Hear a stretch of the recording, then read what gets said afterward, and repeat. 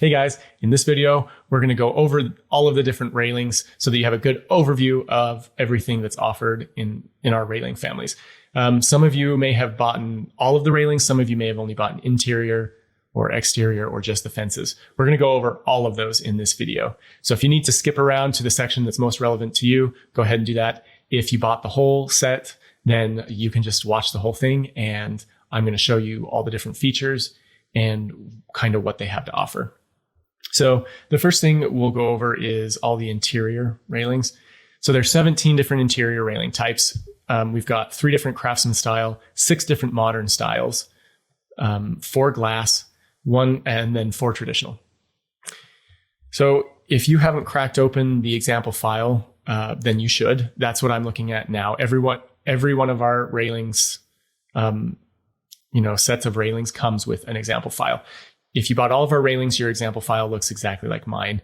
If you didn't buy all of the railings, yours will look something like this. It just will have part of the railings and not all of them. So the first thing I want to draw your attention to is for the modern railings, they come, each style of railing comes in 3 varieties. And we did this for a specific reason. If you bought these families, it's probably because you've built a railing before in Revit and realize how irritating it is. If you bought these families and you haven't made a railing railings in Revit yet, then good for you. You're saving yourself a ton of hassle and headache and frustration, because these hands down are the most frustrating thing I've ever done in my 15 years of Revit. They just do not behave like you want them to. The railing interface is kind of confusing, and just to make one railing takes so many other families that you have to go make and bring into Revit before you can even assemble a railing. So with that said, the reason they come in 3 varieties is because it's not easy once a railing is made to just change the height. That seems like the most easy thing that they should be able to do, but it's real hard to make railings parametric so that you can adjust the height, depending on what design is happening, because there just aren't enough tools and features in the railings tool. So I have pre-built you in each style of these families, or each style of these railings. I've pre-built you everything I think you'll need, and anything beyond that, you can adjust what I've already created, and it should still save you a ton of time. So with that said, the first size or variety is the 36-inch high railing. So this is more for residential applications where it's a handrail and a guardrail, and it follows code. In commercial applications, you have to have a 42-inch high guardrail typically, and then the handrail is still around 36 inches. So that's what the second variety is. It's a 42-inch guardrail with a handrail attached to it. And then in the case where you don't want a handrail, you just want the guardrail, there's just a 42-inch guardrail. Like I said, you'll know what I'm talking about if you've made a railing before. If you haven't made a railing before, trust me when I say this will save you frustration, because it's not easy to make these changes. I mean, it's not horrible. It's just not a matter of, a minute that you're hoping to just change a height parameter and it updates. It's not that easy. So I've done that for you. And we did it in all of the varieties. So you can see all of these interior railing families come in all of these different varieties. And in fact, some of the traditional railings, I went a step further, because sometimes we want the railing sitting right on the floor like this. The balusters continue to the floor.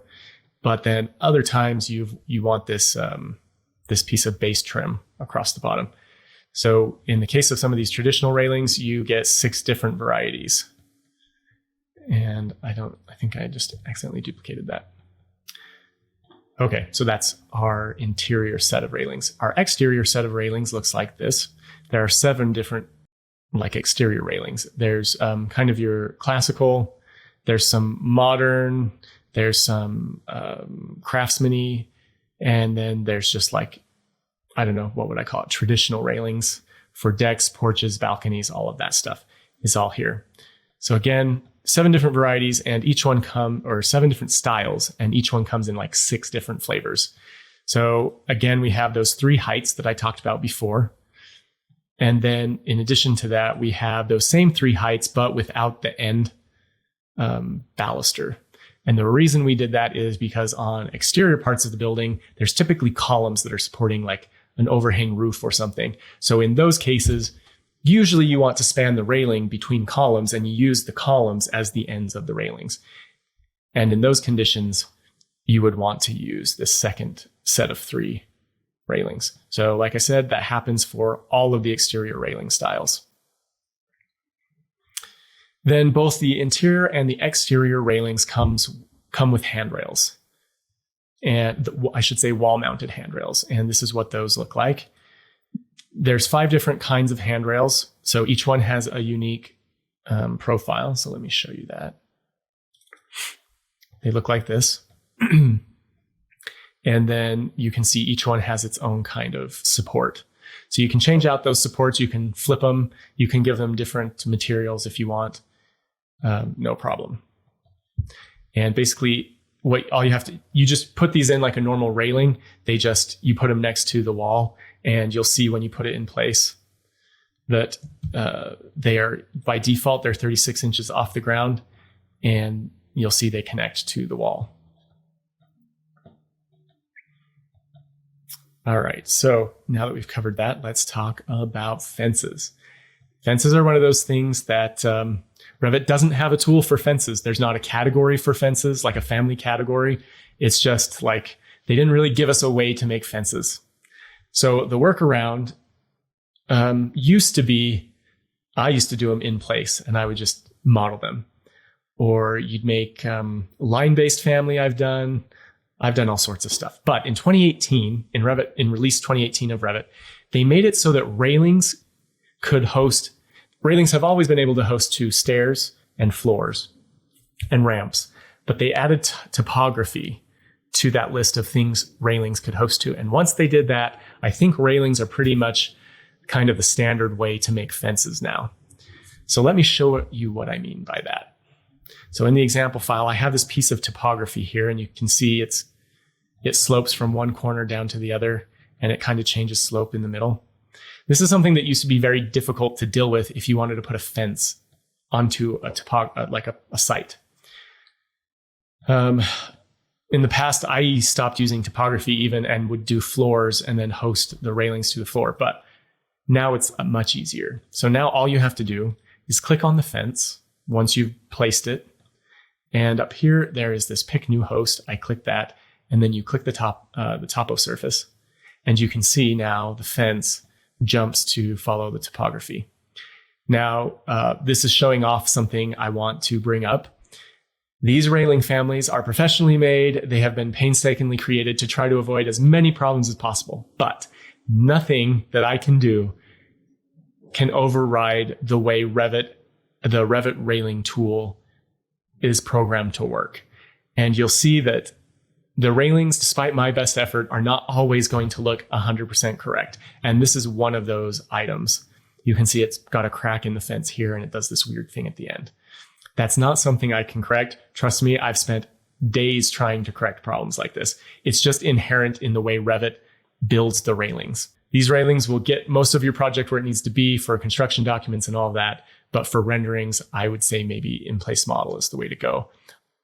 And so I did want to take time to point that out. That's why I chose this family for this demonstration, is because I want you to see there will be little issues like that once in a while. Another thing is some families work better than others because of the nature of, how they're structured. So just as an example, let's change that chain link fence to a horse fence. And you can see that deals with the topography much better than the chain link fence was dealing with it. Another thing you can do to help some of those issues is you can experiment with breaking the railing up. Instead of doing this as one big, like right now, this is kind of a U-shape, this one big U-shape railing, we could break it right here at this topography and then restart it and then start again. Sometimes that helps. For me, I just have to troubleshoot and think out of the box. And then when that doesn't work, I start modeling things as an in-place family.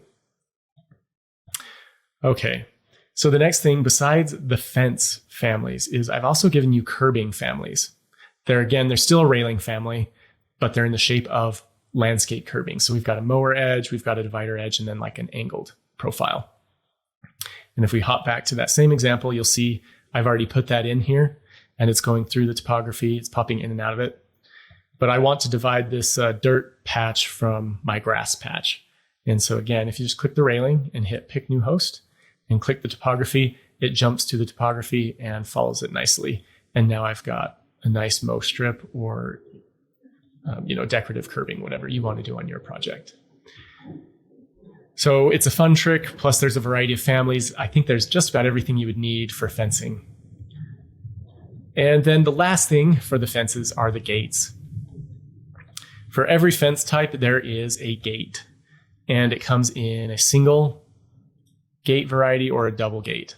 And if we just take a look here at the fence features, the gate features, you'll see that in plan, it shows the swing by default.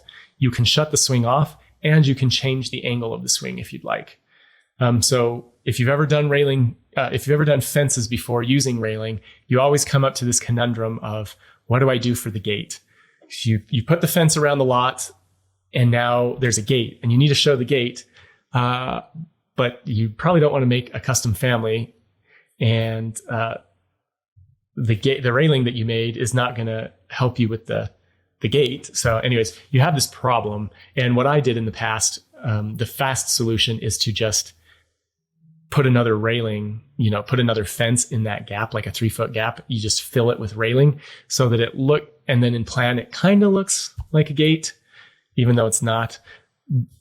Sorry, in elevation, it looks like a gate, but in plan view, it doesn't really look like much, and it doesn't have a swing symbol, and you need the swing symbol. So that's what we've got here. This family lets you put that swing symbol in.